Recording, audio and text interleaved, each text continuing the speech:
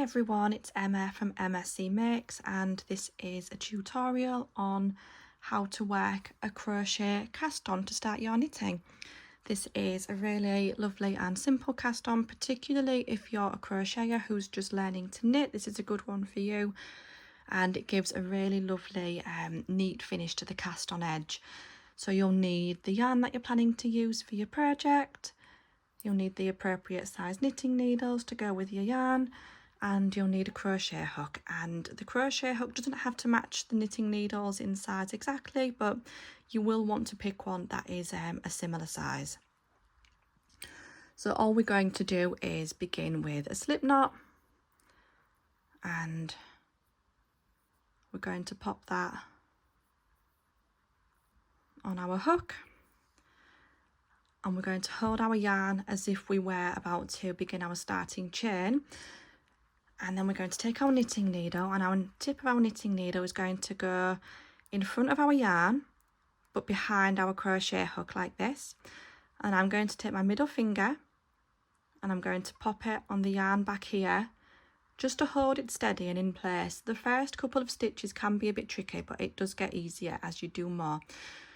And we're simply going to yarn over and grab the yarn and pull through.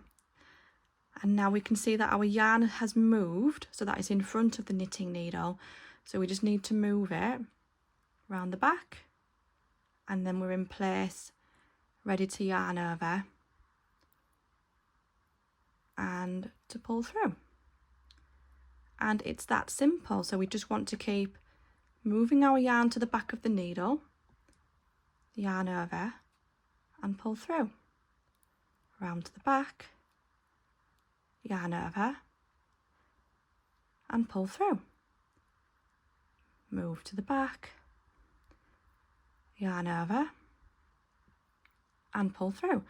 And you can already see on the needle there we're getting this lovely neat finish, and that's going to be on the bottom of our cast on edge. So you'll want to carry on pulling through and working your chain around the knitting needle until you reach the required amount of stitches minus 1, because what we're going to do, I'm going to do 10 stitches. Let me just check. So I've got 9 stitches now, and I'm going to drop the yarn because this loop that's on our hook is going to count as the last stitch. So it's going to give it a bit of a pull, pop it on the needle and take away our hook, and then just give that a bit of a pull, and there we go. And there's our crochet cast on. And then it is really simple. We're just going to take our other needle and we're just going to start knitting as we normally would into those stitches that we've just cast on. And I'm just going to go to the end of the row so that I can show you what the cast on edge looks like. You can also use this method for a provisional cast on, but in that case you would need to use some scrap yarn. You wouldn't use the yarn, but I do have plans to make a tutorial for that as well at some point. So there we go. So there's our first row, and we've got these lovely neat stitches here at the bottom.